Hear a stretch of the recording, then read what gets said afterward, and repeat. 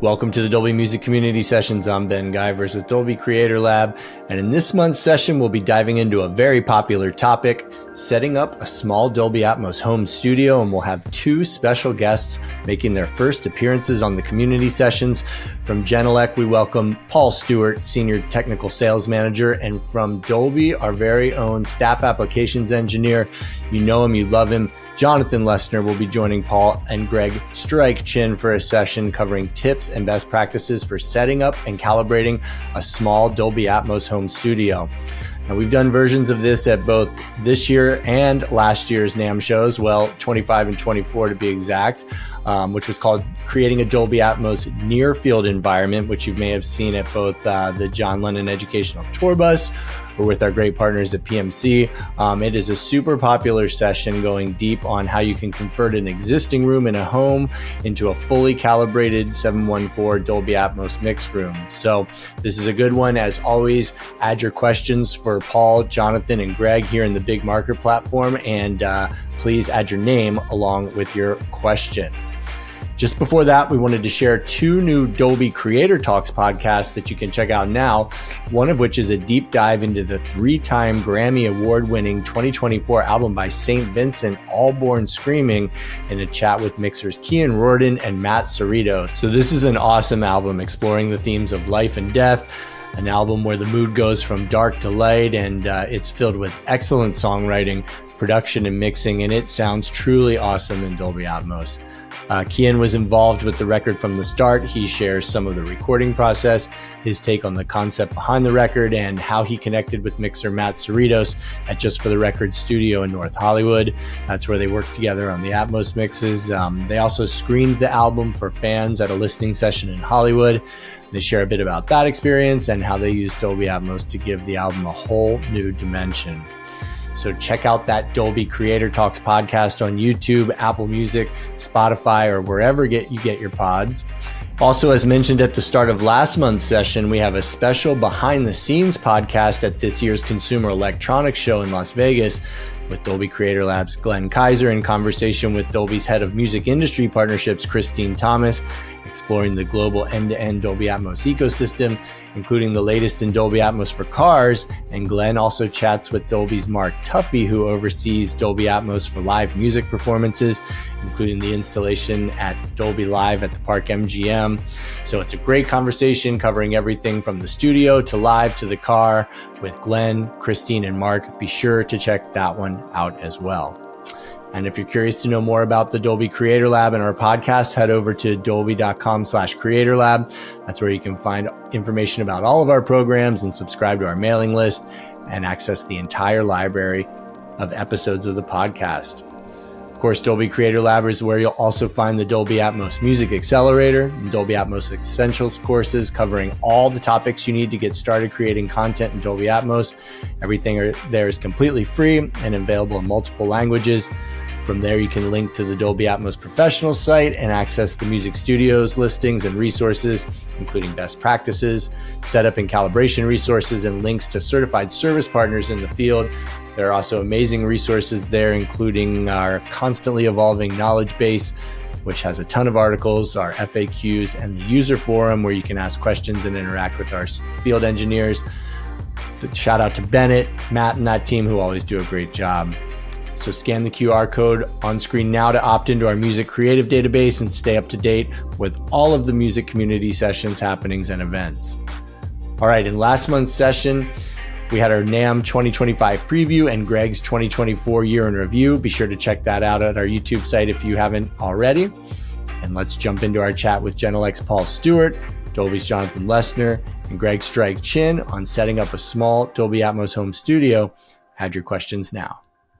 All right, we've got a really amazing panel today. I'm so excited to have everyone here. We are going to be talking about my colleague, my very good friend, Ben Givarz's room, which he's sitting in right now, which he is enabled. It's now a full, real Dolby Atmos room at home. Obviously, Ben, everyone knows you. This is our Dolby Atmos Music Community Sessions, but we'll start with you and just maybe have you give a quick intro, and then we'll have Paul and Jonathan introduce themselves as well. Thanks, Greg. I have to say it's a little bit strange being on this side of the microphone, explaining about myself and talking about what I do. I'm much more comfortable on the other end, but we'll give this a go anyway. But of course, Ben Givarz with Dolby Creator Lab, and our team's role is really to provide resources, tools, and educations for all creatives. And I've been with Dolby for a little over 6 years now, and I was always into music and sound, into like funk and hip hop and new wave, going back to like roller skating rink days in the 80s on the East Coast, and always had instruments and stereo equipment around and all of that, and picked up DJing as a hobby in like the early 90s, 93ish, and did a couple of tracks in friends' studios on the East Coast in the rave scene there. But I've been professionally in the music industry since 2002, kind of first on the retail side, where I had a pretty long stint managing stores.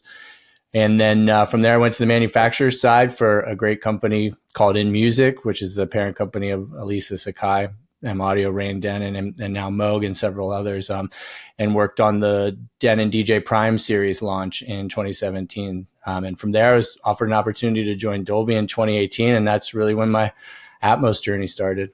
Love it. You're one of my favorite people to work with. And then next up, one of my other favorite people to work with, Mr. Jonathan Lessner. Tell us a little. So you're the one who came in, and we're going to talk about you tuning Ben's room. But tell us a little bit about you and what you do at Dolby and who you are. Yeah, my name is Jonathan Lessner. I've been at Dolby for coming up on 13 years this year. I am a staff applications engineer. It's a funny word for a field engineer, right? So I go out into the field, I tune rooms. Used to work on the movie lots and everything, do the print masters for the movies and such. Before my tenure at Dolby, I was at DigiDesign or Avid, working on Pro Tools. And just like you and Ben, I used to be a DJ. DJing is really kind of what got me into music and audio and kind of helped kind of shape my career in a way. Loved DJing, loved music. Now I get to go to amazing studios, help set them up, do one-off events. I was also very involved with Dolby Live, with the Dolby Live initiative and stuff out in Las Vegas. Worked with Kevin Madigan over at the House of Blues at Mandalay Bay, which was our proof of concept spot for Dolby Live before opening the Park MGM Dolby Live initiative. So that's kind of where I've started and I've come from. I do kind of one-off stuff as well. Did Macklemore at South by Southwest a couple of years ago. Did basically a rave for Beyonce in a parking garage in downtown Los Angeles. And stuff like that. Worked with the amazing Stephanie Copley for the Jacob Collier event over in Frogtown, and yeah, that's basically what my job kind of entails now. Amazing. That sounds really, really amazing. And by the way, you're both still DJs. That doesn't go away. Next up, we've got our amazing partners, Genelec, and we have Paul Stewart here. We love working with you guys. You guys have been amazing partners over the years. And Paul, tell us a little bit about who you are and what you do. Yeah, well, I just have to say, guys, you're talking about all the things that you do and what we've done together. And I'm like, yeah, that's exactly what I'm going to say. Like we're all about doing events. I've been with Genelec 19 years, which I cannot believe. And I am the senior technical sales manager. So my role really is managing the distribution of our sales and working with all of our resellers, working with end users, customers, helping the spec, working with you guys, interacting with our customers, making sure that the solution's there and we do it and we bless it and everything is great. And then we do events, obviously trade shows and all kinds of events. And they're all so cool and varied and different. And I think that's the coolest thing about working with you guys is that we've been having fun. It is about the enjoyment at the end of the day of what you're listening to. And that's the cool thing that Atmos has really done. I mean, it's obviously ballooned up our business over the past 4 or 5 years. to where you just see so many people building these things. And it's the coolest part of the project is when you're talking to somebody who wants to build this or thinking about it, and you're like, yeah, you ought to do it because, things come of it, good things, whether you know it or not.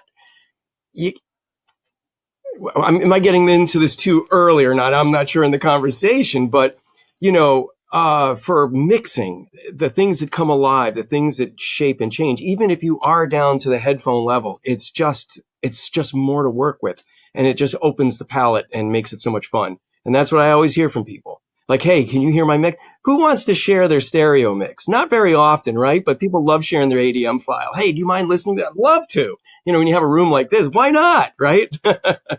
Yeah, Paul, thank you for being here. Thank you all for being here. I have been, really excited about jumping into this particular topic because Ben's my friend, and I just love the fact that you've decided to go down this path. So for our normal viewers who are always with us for our community sessions, you know Ben's room really well. Obviously, you're looking at it from a different angle now.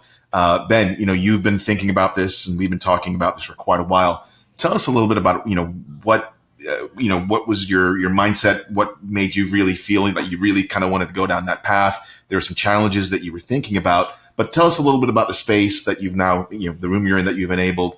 And talk us through some of the things you were concerned about, what you wanted to think about, and what your thought process was. Yeah.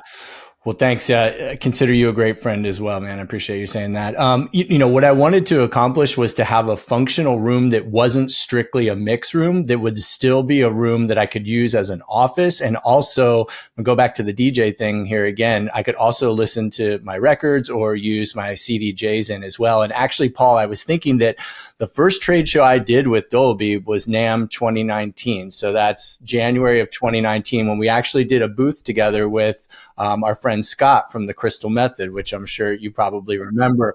Of course, a legendary electro breaks, funky breaks DJ and producer from Las Vegas. And Scott was a guy that we actually worked with a lot and did a lot of Atmos nightclub shows with. And I know that Greg and Jonathan, a lot about these kind of shows that we did as a part of our history that maybe is kind of like not commonly known story out there in a lot of the world. But when I joined Dolby at the time, we were doing Dolby Atmos nightclub shows, right? Like something that was internally known as Muse. And it's a program that has since, kind of sunsetted, but we worked with DJs and clubs around the world and with DJs to like remix their tunes into Atmos. And this was, way before there was any streaming Dolby Atmos music and really kind of very few studios. And, we worked with our friends at Pioneer to integrate control over Atmos tracks into CDJs and DJM mixers, and built some experimental DJ software, which was cool. So the DJs could do a lot of kind of cool live remixing and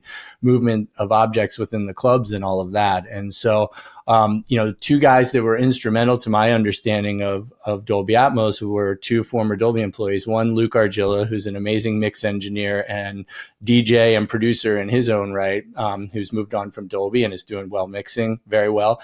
And a guy named Sebastian Palazzo-Poo, who I worked very closely with on the kind of live club side of things. So those guys taught me a lot, and they kind of like helped me understand the foundation for what I wanted to achieve in my room, which was, again, like a functional room that wasn't just about mixing, but I could still like have my record shelves in here. I could still have my turntables. I could still have all of this gear. And I also mentioned the show we did the thing we did at NAMM with Scott, because I've always loved and gone back to the sound of Dolby Atmos and Genelec speakers. It was something that always kind of like was my initiation into really hearing it out in the world, and just the way that those speakers produce the sound always kind of spoke to me. So that's kind of the two things I wanted to start with. I wanted it to be functional. I wanted it to be Genelec focused for the most part. And I wanted to integrate some, analog input into it as well, so that I could,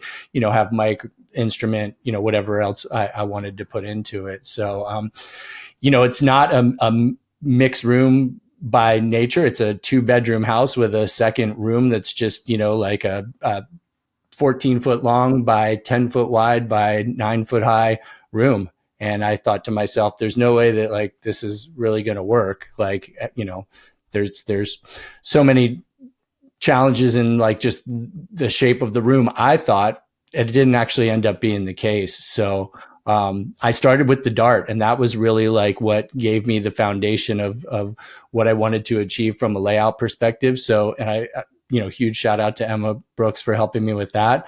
But I wanted to, sort of keep my record shelves in here, keep all of the things that I had. I reoriented the room like you're talking about and started with, the Dart and the mix position, a desk that had 8 spaces of rack gear in it to accommodate the outboard stuff, and sort of like built everything from there. The biggest challenge probably was trying to figure out how I would install overheads without drilling into my ceiling.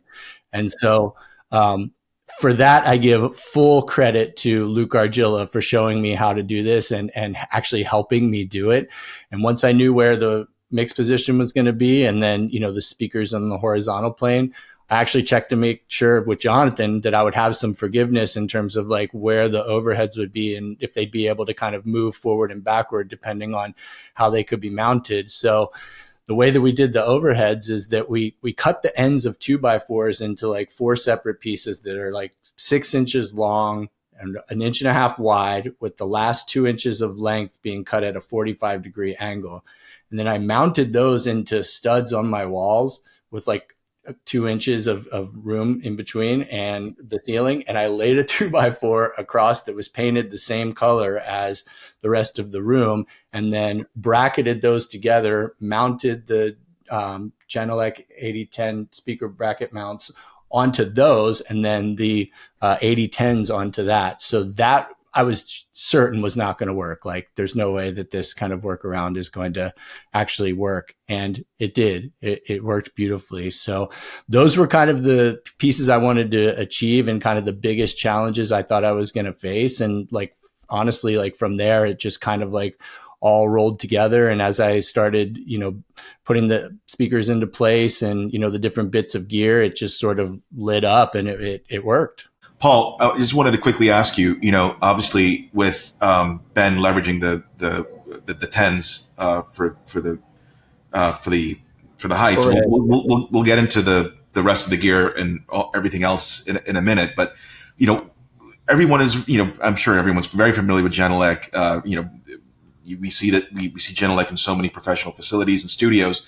But what makes Genelec a good option for a non-traditional room or space like Ben's? It works great there as well. It's a valid, great question. And I think the thing that we offer, which is great, is that we have so many options of, what do they call those? The little Russian dolls, you take one out and there's another one and they keep getting smaller. I mean, that's kind of like the way our speakers are all based on the different sizes, how much air it can move, how low, how loud it gets, right? And so it's kind of a nice, easy way to incorporate, like, for instance, Ben, in your situation, the room isn't, perfect dimensions for you to sit here, and everything is, some things are going to be closer than others. It allows you to do things like this, like put those smaller speakers up front, overhead.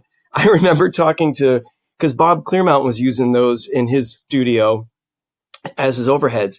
And I asked him, I go, you're using 8010s for overheads? And he goes, yeah, why not? And I was like, no, definitely why not? Yeah, I mean, right?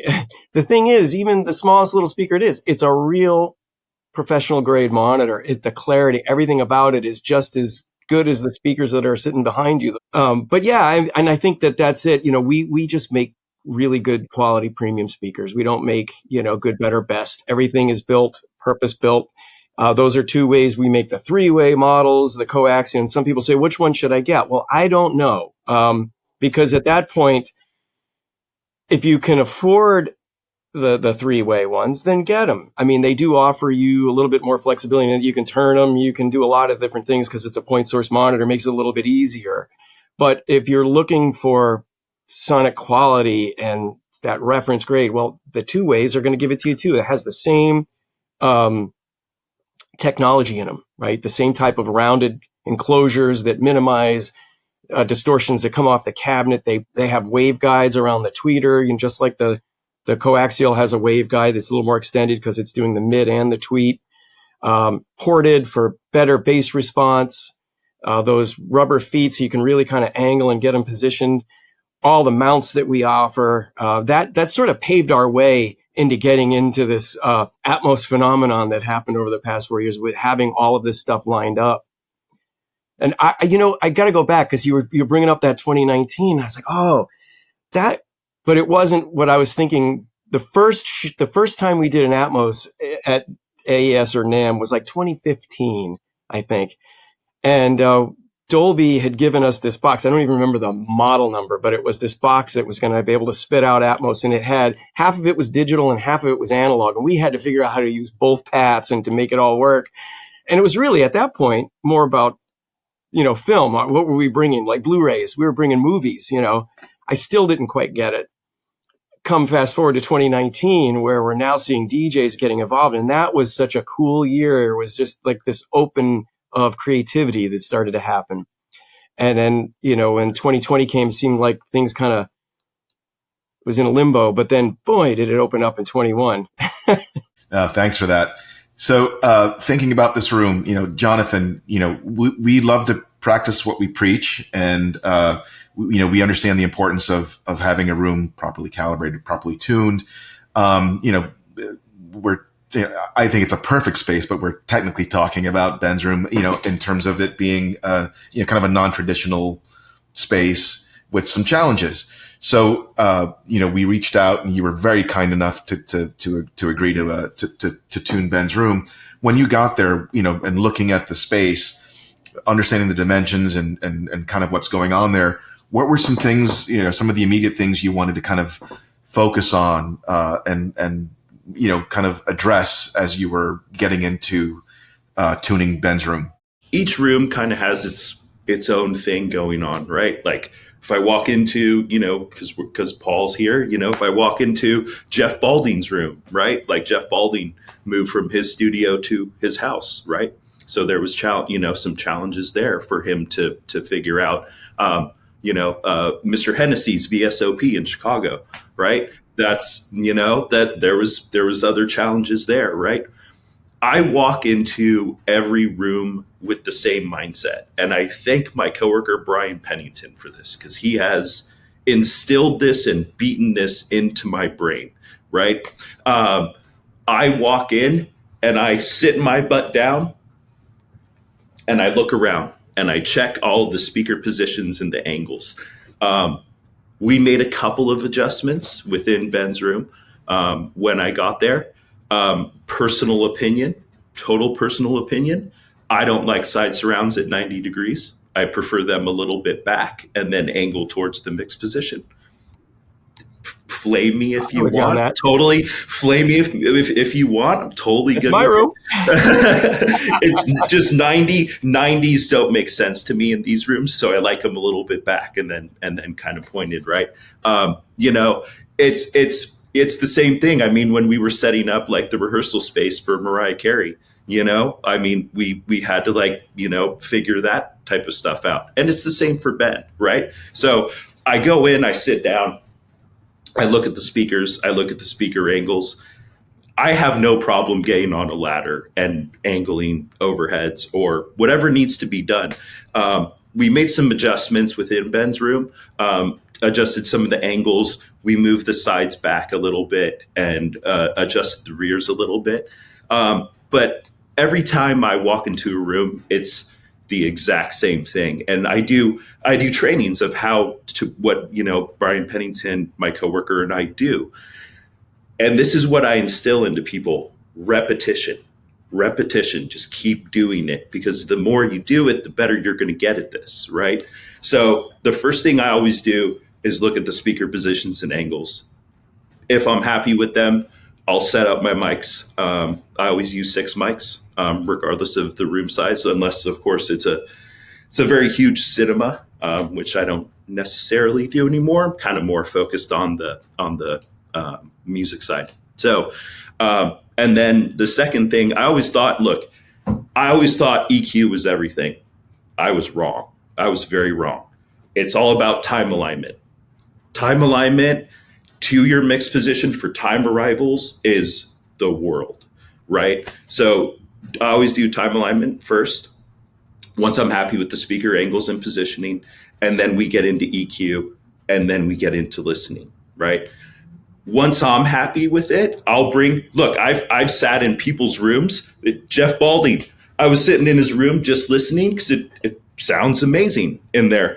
And I turn around and there's Jeff, and he's like, oh, are you done? Are you happy with it? And I was like, oh, I've been listening for like an hour. Like, your room's been done. I get to experience all these amazing rooms, and Ben's came together really well. I grabbed Ben and I was like, sit there, tell me what you think. Right. Because it's not about really what I think. Like, I can be like, look, I've done many, many rooms and I understand how certain songs translate within the room. But, I want to know what Ben thinks. Right. So I had Ben sit there. What do you think? Do you like this? Are any frequencies sticking out to you? Are you unhappy with anything? Right. Brian does the same thing. It took me, it probably took me shadowing Brian like 6 months or so before I got the blessing to actually go out on my own.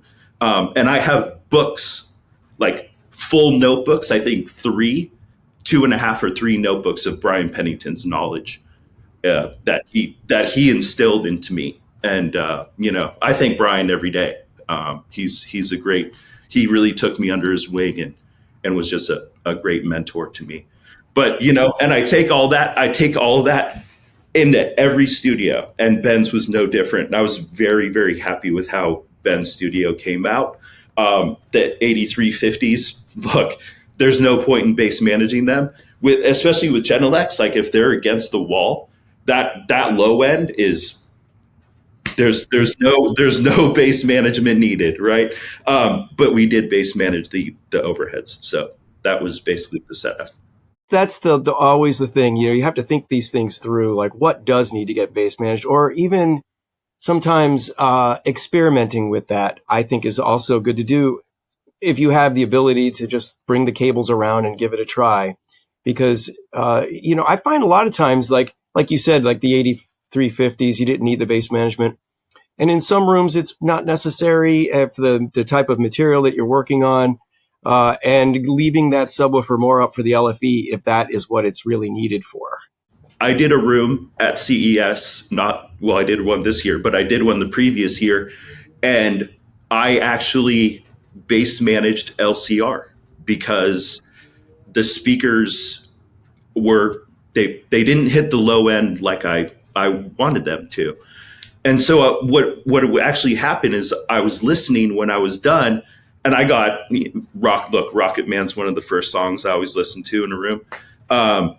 We got into like Rocket Man, and I hit stop and was like, nope.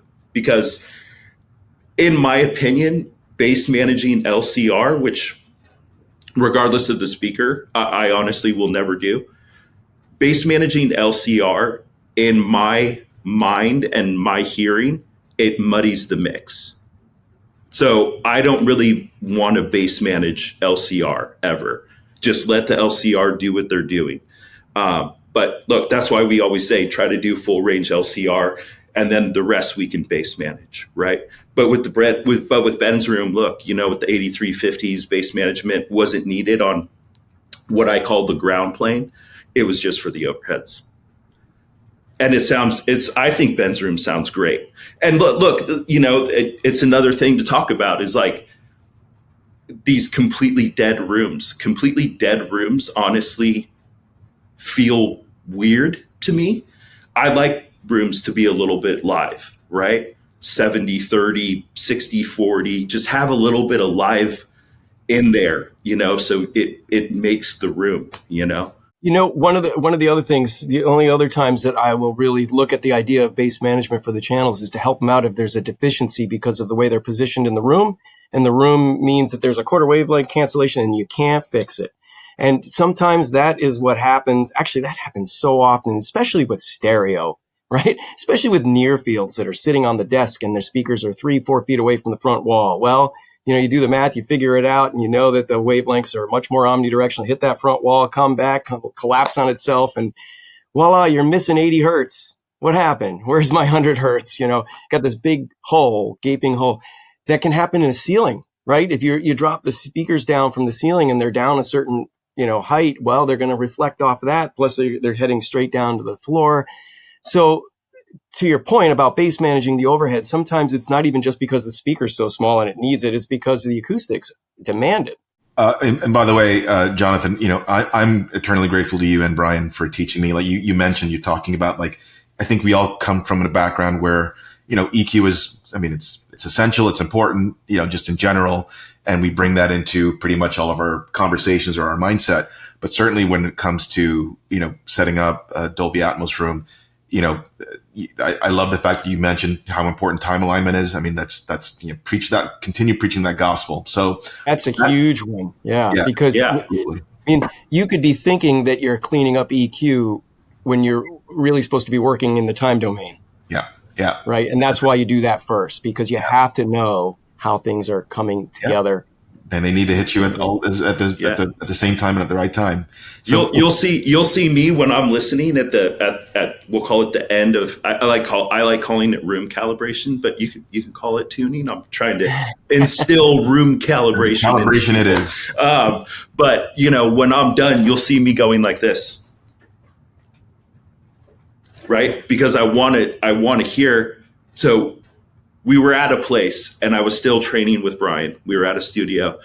And for some reason, when I was going like this, as soon as I went back, it just pushed the mix way back. And I'm like, what did I do wrong? And Brian, of course, with all of his knowledge, is just sitting there, just kind of chuckling, just like letting me figure it out in a way. And it ended up adding 1 millisecond. And it just, I don't know if I entered the number incorrectly, but time alignment is super important. That's why EQ is really the last thing we do before we listen. You know what I mean? It's all about setting up, working with the dart, which is exactly what Ben did. And then, time alignment, spend time doing your time alignment, make sure your numbers are correct, and you're off to the races. It would be wrong for me not to bring up our calibration software and what we offer in the speaker, right? And I should clarify this because I think that it's important to know. Sometimes people go, oh, well, it's automatic, AutoCal. I don't want AutoCal. I want to be able to do it myself. Well, you do it yourself. That's the beauty. You run a calibration, you start with this process that only takes a few minutes. It does try to neutralize everything, but then you have everything at your disposal. You got all the filters. You've got the time controls. You've got a response chart. You can get a grade report. You have all this information to then go and dive in and make it the way you want it to be. So, we've always been educating about this stuff, even from the very beginning. Before we had any type of DSP built into our speakers always had dip switches on the back, for equalization problems that everybody's faced with. Sitting on a console, sitting, on a table, close to a wall. It's amazing how many times we would go places and no switches were ever flipped, and people are like, no, I wanted them factory flat. Well, factory doesn't know what flat is in your room. So Ben, I want to come back to you and stay with you for the next couple here. Just kind of having Jonathan run through what was done and, the approach. Talk to us a little bit about the sound of the room before it was calibrated and then after. Yeah. So frankly, the sound of the room before was pretty good. I have heard thousands, if not tens of thousands of Atmos tracks and probably, Rocket Man at least 5,000 times in a lot of different studios. So that is kind of my reference track as well. So I started with that once I sort of had it all, built out and in a place where I felt like I could really just take a listen and see what was going on. And so, it was maybe a week or so between having everything up and running and getting audio and, playing back ADMs and having things, Pro Tools up and going that I was like, okay, it's working. It sounds pretty good. So I was happy with it at just to have it in the room and have it here at home and be listening to it in a real configuration the way it should be. And, when Jonathan came in and applied his calibration magic to it, and in particular, like the adding the music curve and then adding, like individual EQs to each, and time alignment to each speaker and each setting in DADMAN, and really seeing, what he was doing in relation to what I knew it sounded like before, where I may have not have had the opportunity to hear other rooms before, he had tuned them, was really, pretty revealing. And it did take it to, obviously the next level. It really, fine tuned it and allowed for, those highs to really shine, and for the, the bass to be rolling off at the right frequencies and in the right places. And, really took it to the next level. And, I also had wanted to make sure that I had Apple Music running through, into the configuration as well, so that I could, listen to that with and without the curve, and, do those comparisons that way. And so it was really a joy to be able to have, that much flexibility with what I was able to listen to and, use as reference material, in terms of tunes that I had known so well. Now to be able to do that in my room was like really, really satisfying for sure. And, there have been like nights where I may have like gone out and I chose to just like sit home and like listen to music in the room, for like hours on end, and like, nah, I'll see my friends tomorrow. Like this is feeling pretty good right here and right now. So, full props to Jonathan for, working his magic and, fine tuning it in a way that I think really sounds gorgeous. Jonathan, I was thinking about this, like his room being the challenges that are, it's not much different than just about any other room when you really think about it, right? Because so many times the issues are, well, I see like, Ben, you got a door in the back. How many times have you been in a situation where someone's showing you the room that they want to do their immersive room and the door is in the worst place? It's like not at 90, but it's just back at 90. It's right over here. More rooms than I would like to discuss. I've been in rooms and I'm like, can we move the wides just a little bit off the wall, like the front wall a little bit more? Oh, well, that's where the door is to my machine room. Yeah. That's what's cool about Atmos is there's wiggle room, right? Like there's wiggle room. You can like, we have to do this for big theaters or dub stages, right? Warner Brothers is right there, it's figuring out like gain around HVAC or gain around doors and stuff like that. And Jonathan, the other one is the center channel. And Ben, I was thinking about that because that's center channel is usually it's dealing with not one monitor, but sometimes people have two, maybe three, maybe they have a TV. Yeah, well, Jonathan tuned it with my MacBook like in front of that speaker in a way that like I would usually be listening, or be mixing. So we made sure to accommodate for the real world, situation of like what was on the desk and kind of like in the way and things like that. So that totally worked. And I think I mentioned before, like in your talking about the sides, is that I wanted to keep this like 16 by 16 Calyx record shelf that I have in here, which I thought for sure I was going to have to get rid of, but I was able to like slide the right side surround like in between that and this other record shelf over here.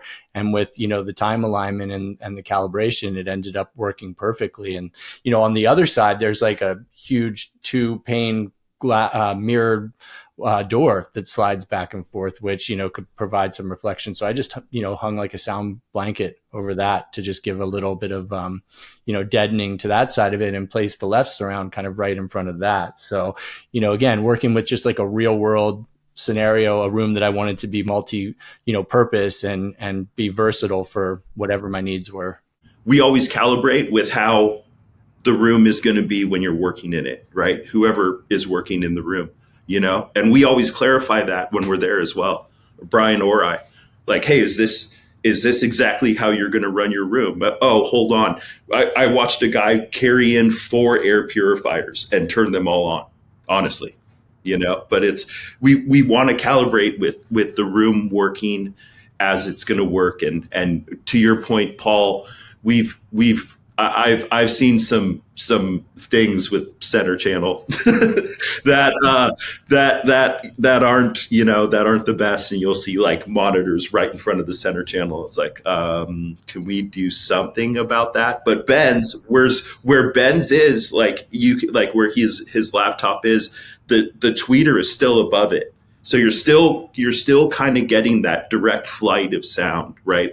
It's not necessarily blocking it. So it worked out really well. Just quickly, it just reinforced the confidence that it's a versatile system that can fit into, whatever sort of room you have. And I think that's the message, one of the messages that we wanted to really share with our viewership here is that, it's a pretty flexible system. There's a lot of ways to fit it into what you've got or where you're trying to go in ways that may not be as intimidating as you may think. Yeah, I think that's so important to make sure we continue kind of delivering that message. I mean, I remember, Ben, before Jonathan came over, you and I were talking one day, and you were like looking at getting some panels, some acoustic treatment panels possibly.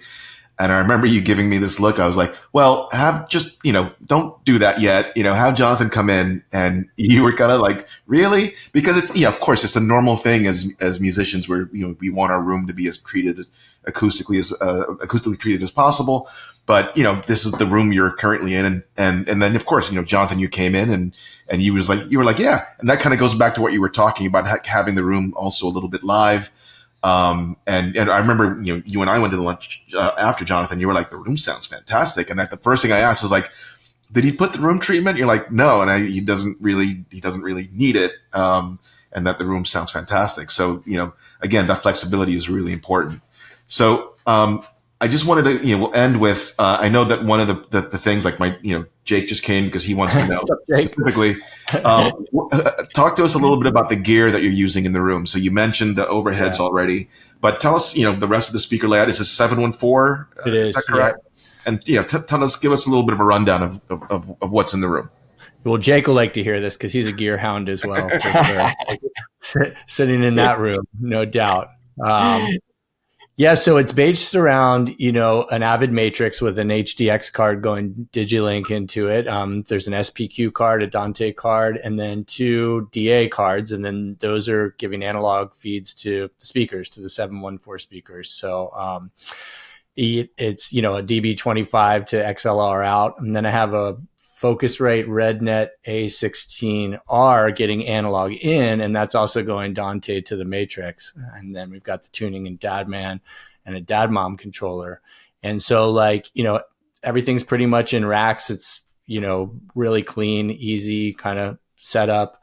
But I wanted the versatility of having, the Dante channels available, the power of the HDX card and the ability to go analog in from the Focusrite and turn that into Dante, like I mentioned before. So, obviously there's a lot of different configurations that you can use to do this. And I kind of wanted a combination of like power and versatility and simplicity, like frankly, to achieve all of the things that I wanted.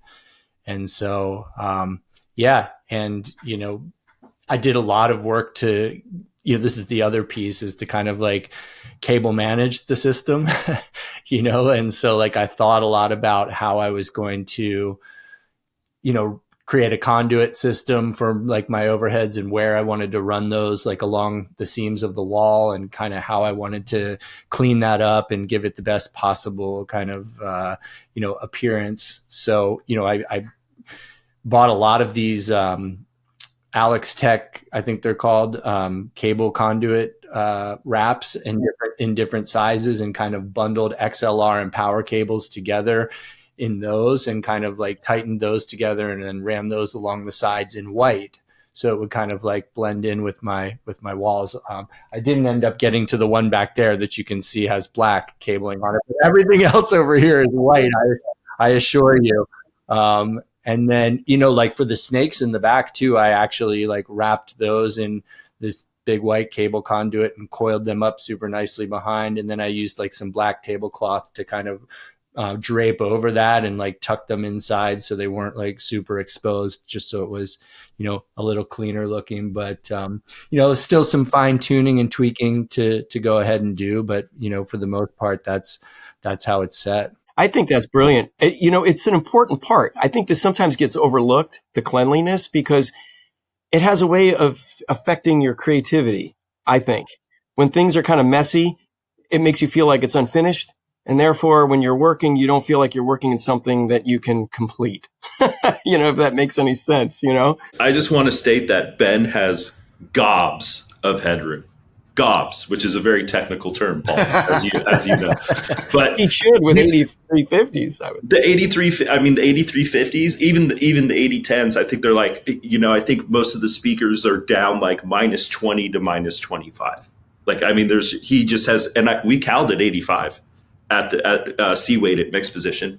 I mean, he has gobs of headroom. Do you use it? Yeah, like my neighbors probably know now that I do. And it's a completely standalone house, which is wonderful. But when I cranked it up and stood outside, the place was shaking for sure. That's awesome. In a really good way. Yeah, that's awesome. I mean, it sounds so clean too. It's just like once you have it calibrated and things are just humming the way that they should, it's just like such a gorgeous way to listen to music, which, goes back to, again, why, I love doing what I have the blessing to be able to do. And the first time that I really heard Atmos the right way, and I heard it in our cinemas and in our studios, and that was great. But out in the wild, it was a Genelec system that first kind of like sung to me the way that, I've always kind of gone back to. So. Well, guys, we are out of time, but I want to thank, first, Ben, thanks for inviting us into your home, and thanks for giving us the rundown. Paul, Jonathan, thank you for being such a really big part of Ben's room and what's going on there, from Genelec, from making sure it's been tuned and calibrated rather correctly, and just really excited for you, man. And I can't wait to come over and hear it myself. So obviously everyone here is going to stick around. You guys have been sending in questions we've been answering, but we'll head over to the live section in a little bit. But I want to thank Paul and Jonathan for being here. And Ben, again, thanks for letting us take a peek behind the curtain. Happy to do it. Thank you, guys. All right. Thank you. Really appreciate it. Thank you, guys. Thank you. And with that, we'll head over to our next section. All right, let's jump into Q&A. Welcome back, Paul, Jonathan, and Greg. And Greg, in the description of this session, we said that we were going to do a NAMM review. We're going to shelve that one for now because we got so many amazing questions. And thank you to everyone that submitted your questions. Many of them we've answered already beforehand here, but let's get into them and let's roll right through. I'll take this first one from David, and the question is, will Dolby be available for consultation during the optimization of a home studio? Great question, David. As we've shared in previous sessions, we have a number of room setup resources available at professional.dolby.com. Those include the knowledge base, the FAQ, and the forum. On the forum, you can interact directly with our engineers, but there are also Dolby Atmos professional partners, such as certified service partners, which are actually companies that design, install, integrate, and provide support for Dolby Atmos mix studios. And we train those folks. Jonathan's a big part of that program. There are also authorized sound consultants, which are freelance engineers who supply services to the industry. And there's Atmos specialists, which are trained individuals who can provide commissioning and calibration and related services. So Greg popped a link in there. Check out all of those resources there. I'm sure you can find what you're looking for. Question for you, Greg, from Alexander. What is the best setup to get Dolby Atmos from an iMac to speakers? Yeah, so in terms of kind of using a computer, obviously, we recommend that you have an audio face with a minimum of 12 outputs for discrete outputs. For 7.1.4 configuration, and then obviously the speakers to support that. If you'd like to do something a little bit more, involved, where you've got separate headphone outputs, then you'll need outputs for that as well. But really, we recommend using, if you're going to be in a speaker-based environment, minimum of 7.1.4 with an audio interface that'll support that many outputs. Great, thank you. Greg, we'll stick with you and probably have Jonathan chime in on this one from Mark. There's several kind of questions here. What is the recommended reference level for mixing? Should the response at the mixing position be flat 20 to 20K? And how should modal responses be controlled in a studio too small for large bass traps? Jonathan, I'll let you start and I'll jump in if need be. So what? Sorry, what was the first one? The recommended reference level for mixing. Recommended reference level. So you don't have to mix at this level. Please, let's understand that before I answer this question. At your reference listening position, mix position, you will want 85 dB C weighted is what we do most of the studios at. Again, the smaller studios, 85 dB is blaring. So you don't need to do 85. You can mix, you can calibrate it at 82 or 79. But the bigger studios, if you have the funds to do so, 85 dB. Of course, always remember that your LFE is 10 dB of in-band gain. Now, that doesn't mean 10 dB overall, because you're not doing 20 to 20K. You're doing 20 to about, 125, 160, right? So in an 85 dB C calibrated room, you're looking at 89, 90 at your mix position for your subwoofer for LFE to have that 10 dB of in-band gain. As far as flat 20 to 20, we don't do that. So we have a Dolby Atmos music curve. We share it with people. You can totally feel free to hit one of us up, email one of us, and we'll happily give you the curve. We're not hiding anything. It is based off what's called the X30 curve. So home theater mixing, and if you have an AVR at your house that does Atmos, for example, the Denons and the Marantz use that little mic, the Odyssey. It tries to do an X30 curve.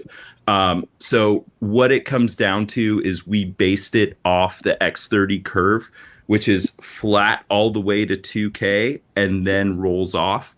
Our music curve, we have a 1 dB bump from 20 to 125. Then it goes flat to 1.6, and then we roll the high end off. And we roll the high end off so you can actually mix for more than 1 hour. Because if you're actually mixing flat, you're going to get ear fatigue very, very quickly. And all of this kind of stems from what we do from cinema standpoint, right? So all the dub stages around town, the Warner Brothers, the Disneys, the Sonys, they're all on a curve in order so the mixers understand how it's going to translate into the theater. So that's what we do. We want the mixers and the content creators and all the creatives to understand how this is going to translate to the home and everything. Or if they're on the road, or if their client is on the road and on tour, they can look up, where's a studio in Las Vegas? Oh, I can send my guys here so they can listen, and they'll have full confidence that it'll translate from their room to the other room. So that's why we do the curve and stuff, but it is not flat. Flat is it's harsh. So be careful if you're mixing flat. Recording flat is one thing, but mixing is kind of another thing. So I'm sorry, Ben, what was the third quite right. part? Yeah, there's several here from Mark, and they're great questions, so I think we should address them. So how should modal resonances be controlled in a studio too small for large bass traps? So I'll be honest with you, and we kind of got into this a little bit during the session. Having a little bit of a live room is not bad in any way, shape, or form. Like if you're 70-30, 60-40, Ben has very little treatment in his room, and it works absolutely perfectly. It translates really well. I've been in hundreds upon hundreds of studios, and I have reference tracks that I listen to because I know how they're supposed to translate. I know how they're supposed to sound. And in doing that, we can make sure that everything is playing back correctly and translating correctly, regardless of if you have Cali speakers or Genelec speakers or PMC speakers or ATCs, or the room I'm in is Meyer, So you can happily mix and feel very confident when your mix goes into the field, it will be correct. But as far as the modal differences. I would set up at least one mic at your mix position, generate pink noise from the render from your LFE, and see what your frequency response is. You can also, I mean, if you're very familiar with Smart, you can do RT60s, right? So you can check your reverb times and see, you know, what's going on with like reflections and room notes and stuff like that. But it's in my opinion, I don't think having a little bit more of a live-ish room is necessarily a bad thing, because the dead rooms are, I don't know, they're tough. Yeah, and Jonathan too, like even in larger rooms than Ben's, I mean, not many people have the real estate to have an effective bass trap in the low end anyway, right? So even larger rooms are dealing with the same issues at times. Yeah. Thank you, Paul. Mm-hmm. I'm gonna stick with Mark for a couple of other questions, Jonathan, because they're ones that we do get frequently. Can you make a comment on those who advocate for the height speakers being against the front and rear wall at the ceiling rather than an overhead at roughly 45 degrees to the mix position? Look, the thing that's really cool about Atmos is it's forgiving, right? Let's say that. Look, if you have HVAC or a door, or, you know, whatever, you know, like a door right there, you know, you have to like, you know, push those out a little bit more, but then the corners like right there. So Atmos is very forgiving. As far as having the your heights against, like, let's say the front wall and the back wall, you'll have a little bit of a lack of more of separation if you do that, because they'll basically be above your left and your right channels, right? And your rears possibly, right? So what happens is, you know, depending on your ceiling height is where I would direct you on this one. You want to try to have that separation, right? Like, you know, 10 feet bare minimum is what I say. Have I walked into rooms that heights are below 10 feet? Absolutely. But it's really getting that separation. So if you actually pull the speakers from, like, say, the corners above left and right for your front heights, and you pull them in, you do more of the 45-degree angle, you get more of that separation. And your mixes, you'll really feel the separation as you're sitting in the mixed positions right here. That's why I was moving. That's why, you know, you would get, you know, in your mixed position, you would get a better experience having those overheads at the 45 degree. But look, having them in the corners isn't wrong, right? It just depends. And look, again, it all depends on your separation from your ground plane, your left, right, to your heights, right? So if you have only like 3.5 or 4 feet, they're going to kind of collide together in a way. Like, you'll get some separation, but pulling them off the wall from where left and right is and having them a little bit more in will definitely enhance your experience and your overall mix room. Awesome. Great stuff. Thank you, Jonathan. Greg, I'm going to ask this one to you, and if anybody else would like to chime in, of course, please do. From Sean, and he asked a couple of questions, but I'm going to consolidate, Greg, and start with this one here. How significant are the drawbacks to mixing on a 514 compared to a 714 system? If mixing Atmos in headphones is viable and the binaural and 2.0 renders need to be checked for translation, is mixing and producing Atmos content in anything less than 714 such a huge loss? So I'll start with the headphone piece. It's viable. You know, starting in headphones, mixing in headphones, doing a lot of work in headphones. We still recommend that you as far as checking your binaural and stuff, that's exactly the right place to do that. Absolutely. In terms of your actual ADM or your Atmos deliverable, we always recommend getting into a speaker-based environment to check the mixes. As Jonathan said, Atmos is very forgiving, and because it's an object-based platform, things scale as they should. 714 is really kind of I don't want to say the minimum viable thing to do, but in terms of making sure that you've got your separation between front, rear, and sides, 714 is really the best kind of place to start for that. Does that mean you cannot do it in a 512 or a 514? You can, but again, you want to make sure that if you have the ability to then do so, check it in at least a 714 room. I'll leave it simply there. Cool. Thank you. I'm going to combine a couple of questions here, Jonathan, for you. Can you make some suggestions for a low ceilinged studio, approximately like 6'6", for example? And I'm going to combine that with, is there a way to use the Dart with an angled ceiling? So let's do the angled ceiling first. There is unfortunately a kind of a way. So with the Dart, if you do your XYZ entry, you click the checkbox or have your XYZ entry, you can manually go in, and if the height changes between, say, your fronts and your rear tops, go in and manually change that for the rear. Say your front is 10 feet and your rear's 11 feet. Just go in and you'll have to manually enter that. But as of right now, that's a great feature request. I'll pass that up the chain to the people that work on the Dart.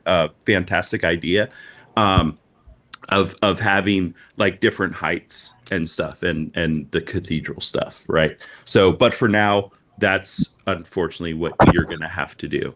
And the second question? A 6'6" ceiling. 6'6" ceiling. So here's the problem that you're going to run into is separation, unfortunately. Your ground plane, as I like to call it, so your LCR wides, if you have them, sides, rears. So before you go to your Z architecture, you'll need. We state that your speaker should be at about 4 feet, right? So that's why we ask for at least to try to have 10-foot ceilings. 6'6", look, you're gonna get 2.5 feet difference between your ground plane and your overheads. The only thing that I can think of, and I would encourage you not to do this, would be to possibly lower your ground plane in order to get that separation. Maybe instead of, it's already at 4 feet. You could maybe get away with, 3'6", 3'7", but you're kind of pushing it, and you're gonna lack the separation, and your mix is not gonna translate as you would expect it if you would go to a room that had 10-foot ceilings and then your ground plane's about 4 feet, right? I unfortunately, if there's anything you could do to like make a cloud and have the speakers sit kind of like up in the cloud, but angled, but to where there's no interference with the speaker and like the dispersion pattern of the speaker, to where you're getting reflections and stuff, I would try to do that. But you're kind of in a tough space with 6'6" ceilings. So.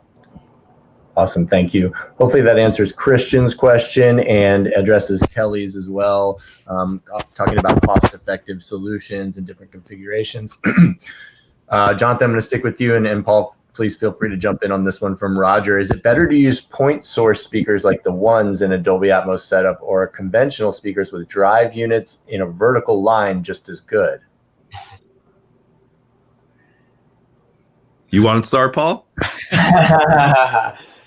Well, the thing is that we find that people use both, right? But of course, the ones have been the biggest. You look at all these Genelec immersive rooms that are out there, and everybody's using the ones. It offers so much flexibility. How can you go wrong? Whether it's vertical or horizontal, however you need to position it, just offers you up so much more control. So, but if you can't, there's a cost to that. So if it becomes a cost thing, there's nothing wrong with going with, look what Ben's doing in his room. and it works well for them. Yeah, 8340s, 8350s are phenomenal speakers. You know, Vince, who mixes front of house for Maroon 5, will not tour or go anywhere without his 8350s, because he states as long as they sound good right there on top of his console when he's doing front of house, then front of house will sound good. He does all of his checks with the 8350s, right? As far as the ones go, I've seen them both like this and sideways, right? Yeah. Talk about like Jeff Balding's room. He has, you know, they're all completely sideways and how he has them set up. But it's all, like Paul said, it's all about kind of money, and it also comes down to space and how you can mount them. You know what I mean? And just to that, you know, because people are asking questions about mounting, how far away, you know, the distance, like with the shallow ceiling. One of the nice things that we offer on our website is if you go and look at any particular speaker, the one thing we always publish first is its SPL at 1 meter. So it's kind of a good thing to see, because you get, I mean, you're using the dart, but it kind of gives you an indication before you even go to the dart whether you're making a good selection or not, because of the distance the speaker might have to be. So I always recommend go look at the speaker, go to the website, go look at the specs. Yep. Try to actually always go in understanding what speakers you want to use as well, right? I've done walkthroughs of people's house studios, different studios around the world, and you know, I've literally been asked, well, what speakers do I use? Well, you use the speakers that your mixers like, right? Use the speakers that they're familiar with. Use the speakers that they like, right? And then another thing that actually comes up is if you're running a middle top surround, please don't point it down at the floor over here, flat. Sorry, that's cool for if you're sitting over here, but if you're sitting in the mix position, please, even though they're middles, angle your speakers towards your mix position. That's the other thing that kind of comes up. Good point. Awesome. Thank you. Hopefully that addresses some of the other questions about smaller configurations and different Atmos setups and whatnot. Like there's one here in the chat about, can you set up in an apartment with the smallest Genelec speakers? Of course you can, you know. Let's move on to one here that's kind of specific to a couple of things related to Genelec products, but Jonathan, feel free to take it along with Paul, of course, from Anton. So let me give you a little background here. I work in an audio post facility with 3 GLM calibrated 714 rooms, and at home with a Cali 714 and 4 passive concentric speakers on the ceiling, all calibrated with Audient Aurea. I find that my mixes at home translate well to the GLM room, but the acoustics of a smaller, partially treated room lead to resonant issues that aren't present in the GLM rooms. Currently, I've got no bass management running, so here's the question, but wondering if the bass management would be a better solution to centralize most of the low end to the sub.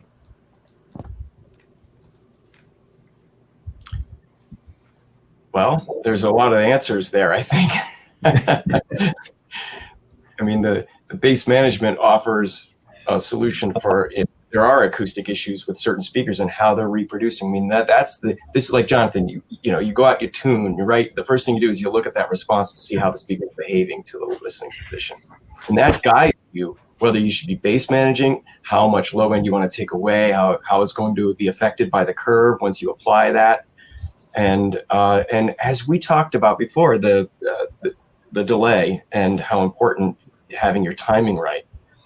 I may have be going off the question a little bit, but if you want to add more there, Jonathan, that's what comes to my mind. I feel like, we have to take a step back in a way and really understand like what's going on in the room, right? You could have a room node in a room. Look, I was in a room yesterday. It has, depending on if you keep the bass traps or you take them out, it either has a hole at 40 or a hole at 63. Look, we can't fix this electronically. Genelec, GLM cannot fix this electronically. I cannot fix this electronically, right? So what if you are having a room node, that's one thing, right? So let's shelf that now. As far as bass management, I've been preaching bass management, not using it on LCR. So we do ask you to try to have full range LCR. I have put bass management on LCR, and I felt like it completely muddied the mix. It was wrong, right? I got 1 minute and 10 seconds into Rocket Man and was like, nope, this is wrong. So I went and took the bass management off LCR.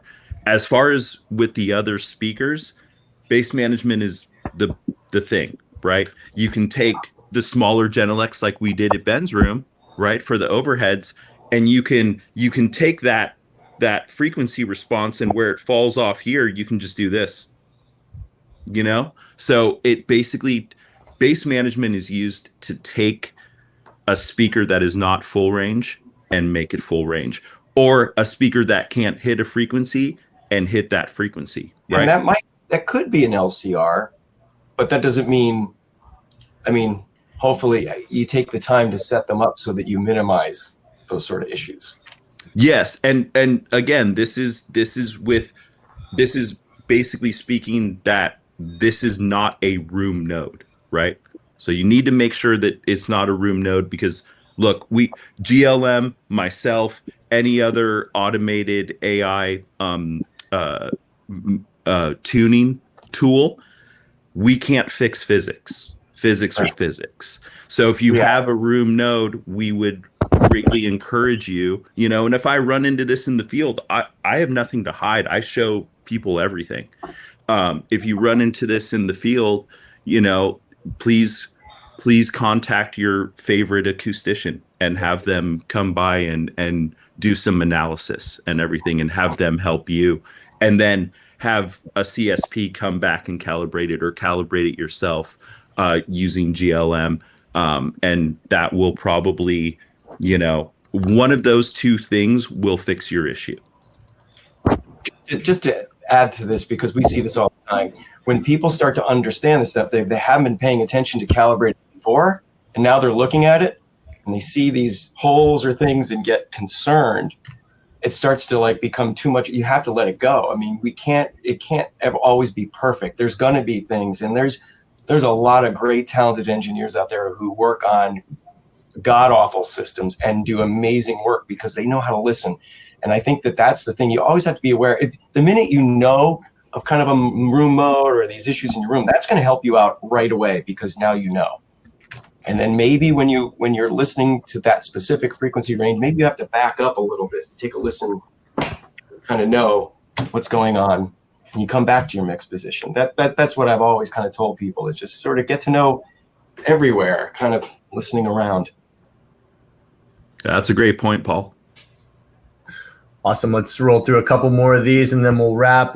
Greg, this one may be for you, but the question from Yahia, and apologies, Yahia, if I'm mangling this, but can I buy equipment anywhere in Europe instead of the US? And if so, how can I determine where in Italy I can bring them? If you know a site I can reference or anything like that. Thank you. Yeah, so equipment is available in most territories, certainly in Italy.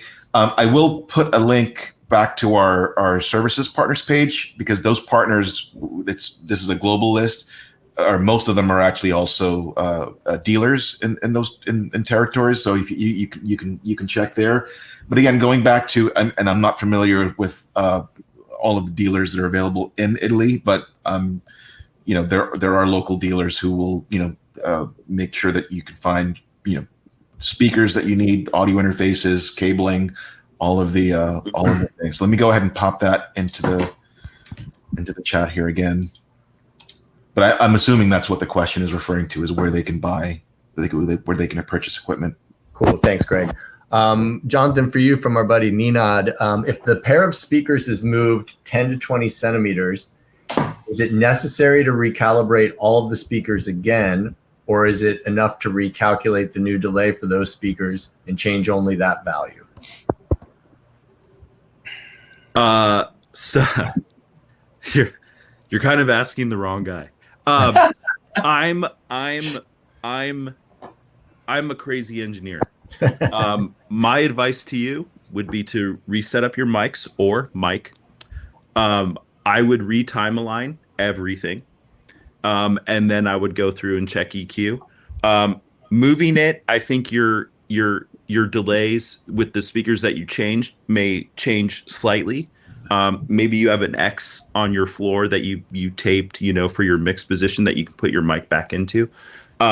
As far as EQ, I don't think you'll be making very many changes or doing any massaging to your EQ at all. Maybe extreme minor changes, but I would expect you to not have to do very much EQ at all. But look, the engineer in me, when I go back to a room that I've already done, I set my mics back up, I re-time align everything, and I look at every speaker. I've gone into rooms, they're like, I moved that one speaker 6 inches that way. I'm like, cool. They're like, what's it going to take you, 5-10 minutes? No, I have to look at every speaker because I'm particular. So I would just spend the extra time if you have it, and just, set your mic or mics up, re-time align, and then just pink each speaker from the render, right? And just see what it's doing. Make sure, look, I use Smart, so I always keep all of my snapshots and frequency traces. So I can look back, rooms that I've done years ago, and it's like, talking about Jeff Balding, right, Paul? Like I've walked into Jeff Balding's room, set my mics back up, and pulled up his old traces, that I did, 2 years ago, and make sure that we're still in a very good spot for him so he can continue doing all the work that he's doing. So my answer is, could you get away with just doing the time align for those speakers? Not necessarily, because the mic could have moved a little bit. So I would just go through everything personally. And to that, I mean, if it's like a GLM based system, one of the conveniences is it's just a group away. Just duplicate the group, recal. You can go back to the old group and have a look and see, hey, what changes were made. It's like a session in your Pro Tools, right? You're doing a mix, you're going to save as, and you just keep moving down the line. Awesome. All right, guys, and we'll wrap with a couple of questions related to home entertainment rooms. Jonathan, is the calibration process different in how you calibrate LFE for music compared to Atmos home entertainment room? Is there a difference in SPL from the LFE in reference to the other speakers? Yes. So home entertainment or home theater mixing, they'll use the X30 curve is what it's called, which is what our music curve is based off of, right? You will reference 79 dB C weight at your mix position. And so you would want still 10 dB of in-band gain with your subwoofer. Again, that's not 20 to 20, so it's not because you're at 79, oh, my sub's at 89. That's not the case. I think, please don't quote me on this, I think at 79, I'm so used to doing music rooms at 85. I think at 79, your sub C weight mix position mic should be at, I think, 83-ish, 83, 84-ish dB C weight. So yes, there is a difference. The curve's very similar, but there is, 79 dB and then still 10 dB of in-band gain, just like if you were doing a theatrical dub stage, right, on one of the big lots, or if you were doing a music room around the world, same with the home theater. So it's 10 dB of in-band gain. Again, please don't quote me. I think it's about 83, 84 C weight in your mix position. Okay, thank you. And the final question, the big question that everyone wants to know the answer to. Any thoughts on a second sub, Jonathan? Oh, again, wrong person to ask. I always try to encourage people to kind of go overkill on your sub, especially if you're using, bass management as well. I've run rooms that have two subs that are just in line, so it splits, right? They're just daisy chain, so it splits the LFE signal and the bass management signal. You can also split it differently, right? You can have one sub for LFE and one sub for your bass management. Look, the last thing you want to do is overdrive a sub. Paul will tell you this. You don't want to overdrive an amp to the sub, and you don't want to overdrive a sub. So if you have the funds, right, because this all comes down to cash. If you have the funds, please do a second sub, because it's going to give you more headroom, and it's just going to evenly distribute it, and it's not going to overdrive the sub. And I know Paul wants to say something. Well, you also, of course I would. When it comes to our GLM based products, when you add those second subs, and if you're running digital, or you have so much flexibility in how you want to use them, you can try different things. You want to run them independent. You want to have one be bass managing upstairs, one doing downstairs, but maybe you want them both to do the LFE. You can do this. You can have different groups the way you've set them up, and listen to see if something's translating better in a different way for you in your space. You're going to learn. You're going to learn a lot. And of course, talking to you and folks like us that are there to help. It's a process. Every room is uniquely different in that way. So it's good to have options, and the bigger boat is always best. Everyone just thinks that we dislike their bank account. You know what I mean? Oh, you guys just wanted me to spend money and hurt my bank account. And it's like, no, we're actually, it's kind of like the 20 dB thing within Dart. We make sure you have 20 dB of headroom. Like I promise we're not being mean. We're actually looking out for you and mixing and making sure your studio is very robust, and you're not going to run into any problems in case somebody walks in and just does that. What I mean? Which happens. And that question comes up a lot with us too. Hey, do you think I'd get away with using the smaller sub? I'm like, well, it could work, but you got to know that you're now limited to the capacity of that sub. So everything else has to come down. Yeah. Awesome. Greg, I know we got a lot of specific questions about like interfaces and whatnot. I think a lot of those we've addressed in the past, different room configurations. But if your questions weren't answered, you're certainly free to email us at musicrelations@dolby.com. Also check our forums, where there's a ton of information and our FAQs to be able to find what you need.